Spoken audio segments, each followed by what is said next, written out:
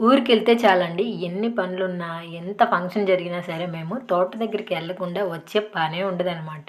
Last time నేనొచ్చినప్పుడు మా నాన్న వాళ్ళైతే టమోటా తోట వేసినారు. అవైతే పండ్లు అవ్వలేదనమాట. ఇప్పుడు బాగా పండాయి చూద్దాము అని వెళ్ళాము. మా నాన్న వాళ్ళైతే 4,00,000 పెట్టారు టమోటా తోటకి. ఒక్కసారి కూడా కొయ్యలేదనమాట. ఒక్కొక్కటి ఆపిల్ పళ్ళులా ఉన్నాయి. రేటొచ్చేసి బాక్సు ₹100 కూడా లేదు. కోసిన కూలి కూడా రాదని చెప్పేసి మా నాన్న వాళ్ళైతే తోట అలాగే వదిలేశారు. ఆ తోటను చూస్తూ ఉంటే చాలా బాధేసేసింది. మా అమ్మ, మా నాన్న అయితే రెక్కలు ముక్కలు చేసుకొని ఈ తోటని బాగా పెంచారు. కాకపోతే చేతికొచ్చినప్పుడు రేట్ లేదనమాట. కాయలు కొయ్యాలన్నా మధ్యాహ్నం వరకే ₹350 ఇయ్యాలన్నమాట కూలి వాళ్ళకి. అయినా సరే మనకి కూలి వాళ్ళకి ఇచ్చిన డబ్బులు కూడా రిటర్న్ రాదు. అందుకే వదిలేశారు.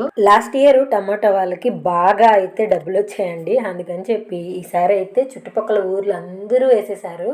ఈసారి రేట్ అనేది లేనే లేదనమాట. ఒకసారి అలా ఒకసారి ఇలా అవుతుంది. టమోటా తోట అంటే లాటరీ లాగా ఎక్కడ పోతే అక్కడే దొరుకుతుంది అన్నట్లు మళ్ళీ ఇంకొక చోట అయితే వేశారనమాట. అదైతే గ్రోతే లేదు. మా నాన్న వాళ్ళు ఇంకా పట్టించుకోవడం కూడా లేదనమాట. దానిని ఆల్మోస్ట్ చనిపోయాయి. అవి వచ్చేసి 4 లక్షలు వడ్డీకి ఇచ్చినా కూడా లక్షకు 3,000 చొప్పున వేసుకున్నా కూడా 12,000 వచ్చేదనమాట. అలా జీవితం గడిచిపోయేది. కూలి డబ్బులు, పెట్టుబడి ఇవన్నీ రాకపోయినా కూడా మా నాన్న అయితే వ్యవసాయం వదలడు, చేస్తూనే ఉంటాడు.